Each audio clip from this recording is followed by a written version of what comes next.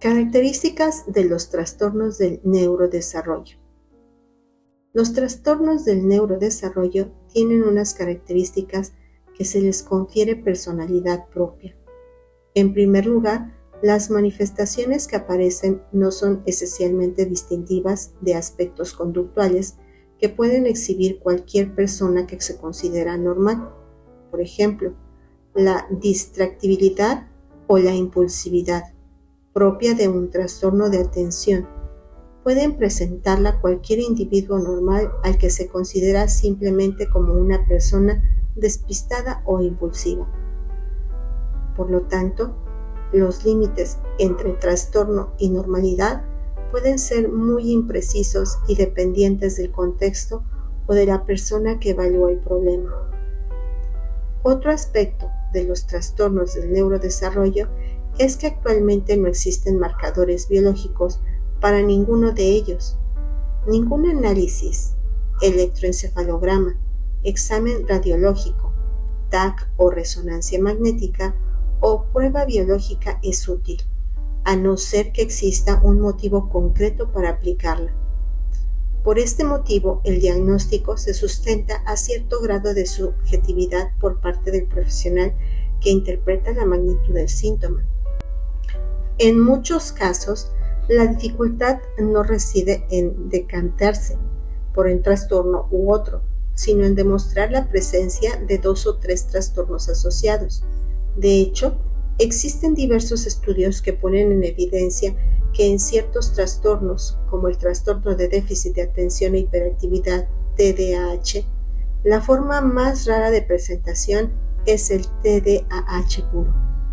También puede resultar difícil, en ciertos casos, marcar los límites entre un trastorno y otro. Un ejemplo de ello es el diagnóstico diferencial entre un paciente con un trastorno específico del lenguaje y un trastorno autista.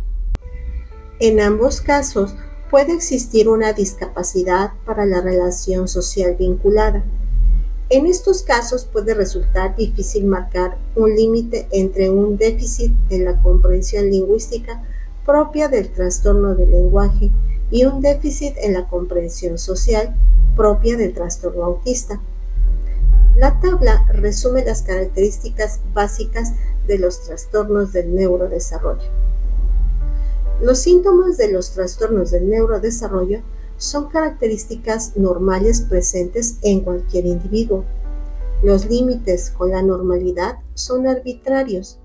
No existen marcadores biológicos. La comorbilidad es la forma habitual de presentarse. Los límites entre uno u otro trastorno pueden ser imperceptibles. Concepto de trastorno según el Manual de Diagnóstico y Estadística de los Trastornos Mentales, cuarta revisión, y la Clasificación Estadística Internacional de Enfermedades y Problemas Relacionados con la Salud, décima revisión. Son sistemas de clasificación de los distintos problemas mentales que pueden presentar tanto niños como los adultos.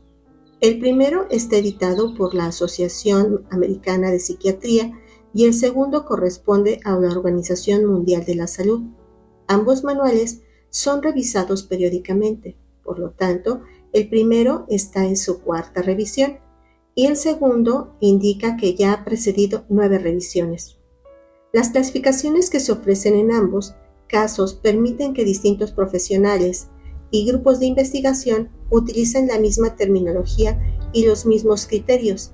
Aunque se utilizan ambos sistemas, en nuestro entorno se suele usar preferentemente el primero.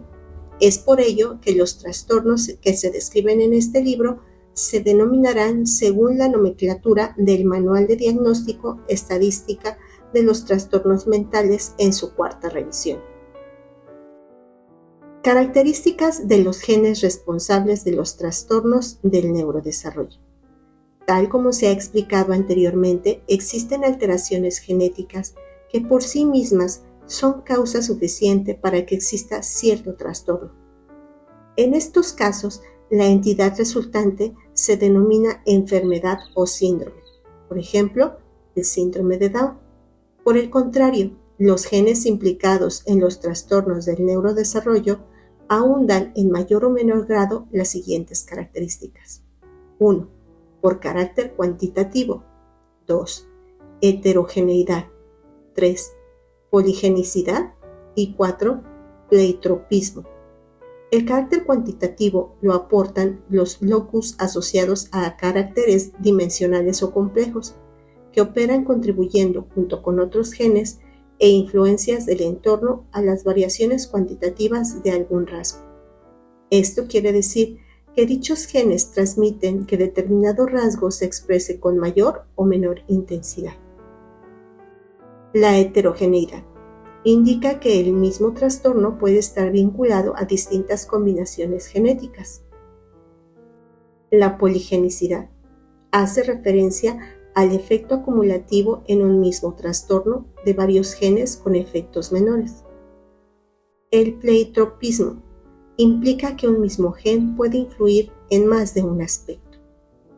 El conjunto de estas características genéticas, además de favorecer la comorbilidad, explica el extenso espectro fenotópico, características cognitivas y conductuales que suelen mostrarse en estos trastornos. Además, el balance entre rasgos cuantitativos desfavorables y rasgos cuantitativos protectores distribuyen a comprender la gran variabilidad entre miembros de la misma familia para cualquiera de estos rasgos.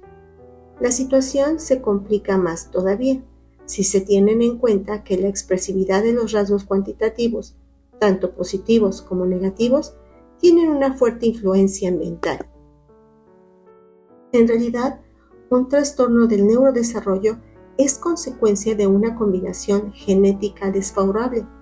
Una forma gráfica de entenderlo es imaginarse la concurrencia del grupo de genes vinculados al trastorno, como un cóctel. Un cóctel es una bebida compuesta de distintas sustancias, cada una de las cuales puede ser mayor o menor graduación alcohólica. Una misma sustancia puede generar distintos sabores según el cóctel que se trate, y además el mismo cóctel puede elaborarse con sustancias distintas.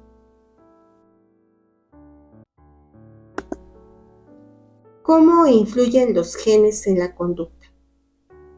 La conducta modulada del entorno, de acuerdo con la influencia evocativa y la influencia activa. Influencia evocativa.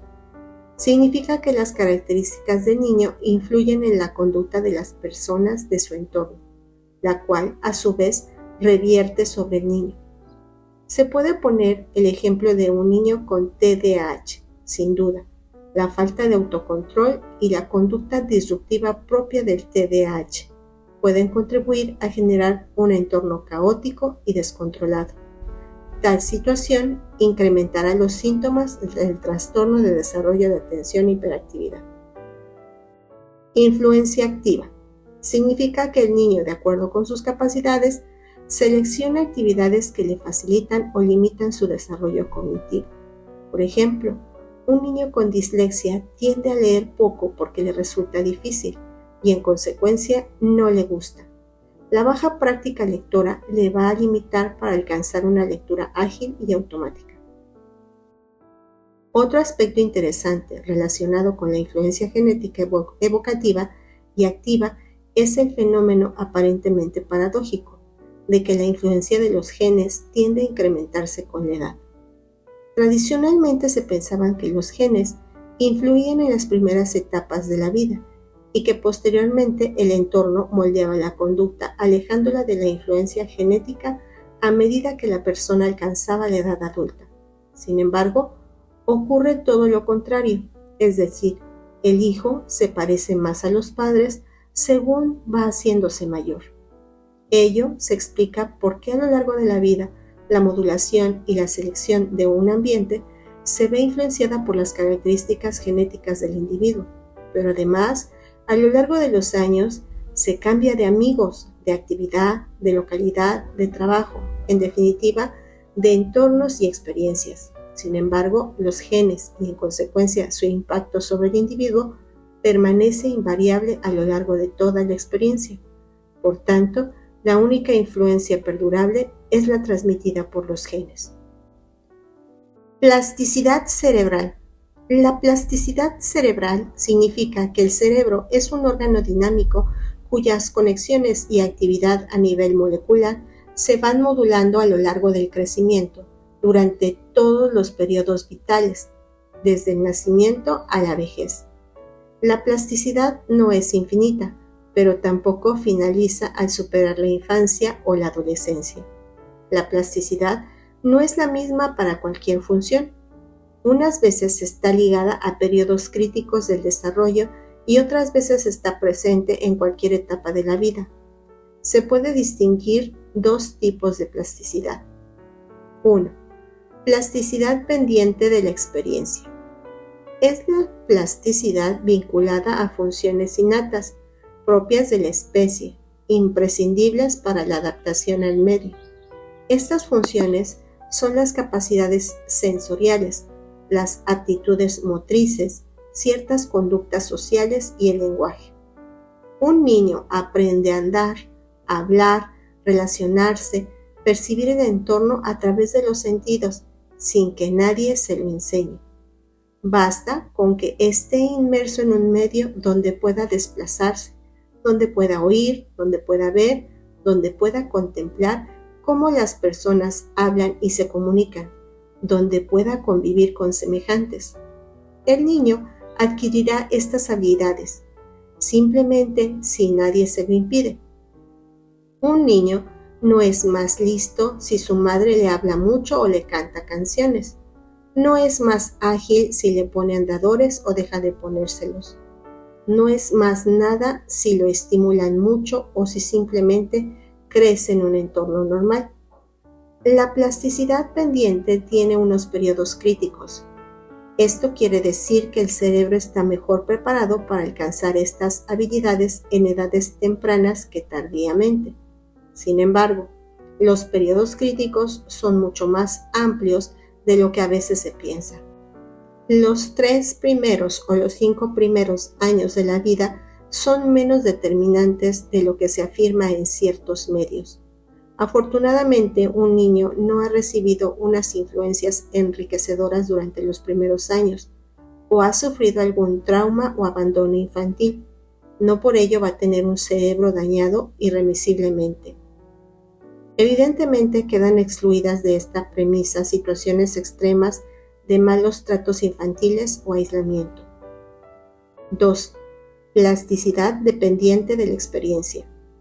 Es la plasticidad cerebral vinculada a aprendizajes de habilidades concretas. El idioma que hablamos, las lecturas, tocar flauta. Un niño nace preparado para hablar. Solo requiere estar expuesto a personas que hablen, pero no nace preparado para hablar español, inglés o chino. Tampoco nace preparado para leer. La escritura es un invento reciente que apareció hace 6.000 años y cuya enseñanza no empezó a extenderse hasta bien entregado el siglo XIX. Esta plasticidad depende del adiestramiento, requiere unas habilidades básicas, una enseñanza activa y un esfuerzo.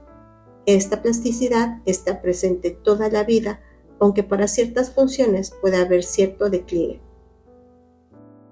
Bibliografía recomendada.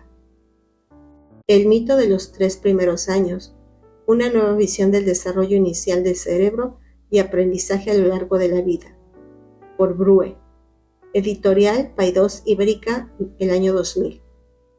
La tabla rasa, la negación moderna de la naturaleza humana, Pinker, editorial Paidós Ibérica, 2003. ¿Cómo funciona la mente? Pinker, editorial Destino, 2007. ¿Qué nos hace humanos? Editorial Taurus por Rindel en el 2004.